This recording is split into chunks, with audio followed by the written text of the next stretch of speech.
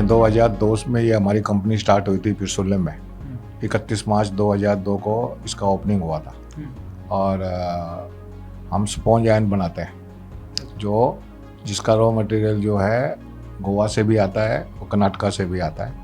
बीच में माइनिंग का प्रॉब्लम हुआ था, तब थोड़ा दिक्कत रहा था आयरन ओर का। अभी ठीक है।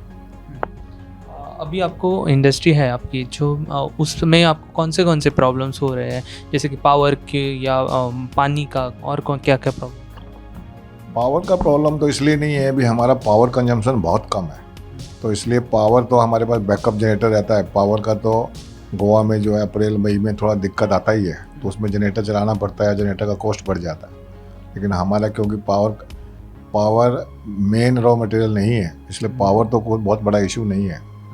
पानी का भी हमारे यहाँ पे कोई बहुत बड़ा कंजम्पशन नहीं होने से कोई बहुत बड़ा इशू नहीं आता। और कौन सी प्रॉब्लम्स आपको इंडस्ट्री में? गोवा में ऐसे ओवरऑल हमको कोई ज़्यादा प्रॉब्लम नहीं है। पावर की क्वालिटी अच्छी हो जाए तो अच्छा है, लेकिन ठीक है। आपके हाईएस्ट और लोएस्ट सर आपका पावर कंजम्पशन कितना? हमारा जो है ऑन एन एवरेज डेली का 7,000 यूनिट पावर लगता है। तो हमारा 2 लाख यूनिट का महीने का कंजम्पशन रहता है, करीब 2 से सवा 2 लाख। तो बहुत माइनर है। 21 सालों से आप उस आईडीसी इंडस्ट्रियल एस्टेट में हैं, सो क्या क्या चेंजेस आपने देखे हैं, बदलाव जो हुए हैं उसके? कोई पिरसुल्ले में कोई ज़्यादा बदलाव नहीं हुए हैं। पहले हमको गांव के अंदर से आना पड़ता था, फिर हमने पीछे पड़ के आईडीसी के ये बाहर, अभी आप जो जिस रोड से गए हो ये रोड अभी 10 साल पहले बना है। तो गांव के अंदर से आना पड़ता था तो टेंशन रहता था, ट्रक वालों को टेंशन रहता था, स्कूल बीच में आता था। ये हाईवे निकालने के बाद ऐसा कोई इशू नहीं है। मतलब वैसे तो क्या है, व्यापार करना अपने आप में एक इशू है, लेकिन पिरसुल्ले बोल के या गोवा बोल के कोई एक्स्ट्रा इशू नहीं है। मतलब अच्छा है, शांति है हमारे वहाँ पे। इंडस्ट्रियल एटमॉस्फेयर भी अच्छा है, गांव वालों का भी एटीट्यूड अगर देखा जाए तो गोवा में और एरिया को देखते हैं तो अच्छा है। और हम लोग क्योंकि 20 साल हो गए हमको वहाँ काम करते हुए, तो we have not face any big problem. तो आपने बोला कि जनरेटर होता है, तो जनरेटर का कॉस्ट और एक्सपेंडिचर कितना होता है? जनरेटर का कॉस्ट तो ज़्यादा आता है, मतलब ऑलमोस्ट 4 टाइम्स आता है। लेकिन जनरेटर क्योंकि हमारी पावर मेन कॉस्टिंग का बहुत बड़ा हिस्सा नहीं होने से हम we can sustain with that also. और अभी हम अगले साल एक्सपेंशन कर रहे हैं हमको, तो उसमें क्या है, हमारा खुद का पावर प्लांट हो जाएगा तो हम पावर पे डिपेंड भी नहीं होंगे गोवा गवर्नमेंट में। और आपकी और इंडस्ट्री और कौन से इंडस्ट्रियल? मेरा रोलिंग मिल है बिचौली में, जिसमें मैं 8 mm से लेके 32 mm तक का सरिया बनाता हूँ।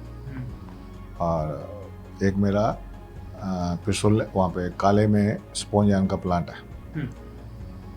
ये इंडस्ट्री हमारी इंडस्ट्री पावर कंज्यूमिंग इंडस्ट्री नहीं है, ना रोलिंग मिल भी नहीं है, ये भी नहीं है। रोलिंग मिल में भी हमारा ऑलमोस्ट 6 लाख यूनिट, 5 से 6 लाख यूनिट का पर मंथ का कंजम्पशन। तो पावर हमारा मेन रॉ मटेरियल नहीं है।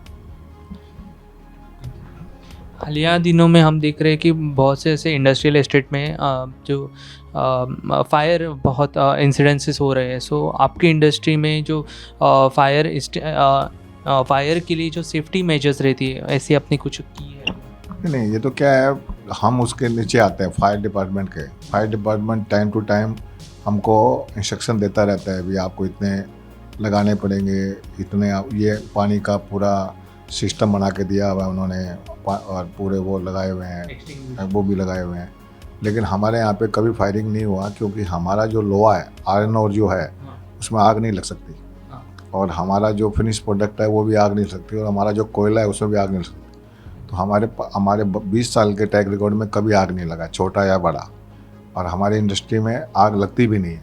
अगर कभी वर्स्ट कम वर्स्ट कभी आग लगेगी ना तो झुलसेगा, फायर नहीं होगा। ये क्या है, जो केमिकल इंडस्ट्री होती है ना, वहीं थोड़ा आग लगने के सर्कमस्टांस है। हमारी इंडस्ट्री में, स्टील इंडस्ट्री में नहीं रहता है। हम लोग कोयला इंपोर्ट करते हैं, और आयरन और भी कभी कभी इंपोर्ट होता है। बीच में 3 साल जो है साउथ अफ्रीका से इंपोर्ट हुआ था, अभी नहीं हो रहा है, और डिपेंड्स ऑन द मार्केट।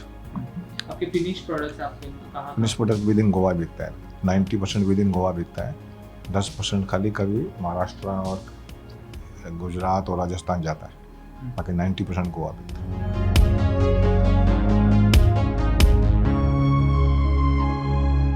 हम लोग स्पॉन्ज आयरन बनाते हैं। हम लोग का रॉ मटेरियल है आयरन और कोल है। और हम लोग को यह मेन आयरन और में से ऑक्सीजन रिमूव करते हैं, बस इतना ही है हमारा प्रोसेस जो भी है प्लांट में। हम लोग को जो भी कोल जो रॉ मटेरियल आता है उसका जो साइज़ फ्रैक्शन करके हम लोग यूज़ करते हैं। हम लोग प्रोसेस के जो पैरामीटर्स के हिसाब से जो चाहिए साइजेस जो भी है उसका हम लोग प्रोसेसिंग करते हैं, वो स्टोर करके फिर हम लोग जो भी इतना फीड रेट में हम लोग फीड करना है, जितना आउटपुट प्रोडक्शन चाहिए उसके हिसाब से हम लोग फीडिंग सेट करते हैं। और बाकी जो टेम्परेचर प्रोफाइल सब होता है हम लोग इधर से मेंटेन करते हैं वो।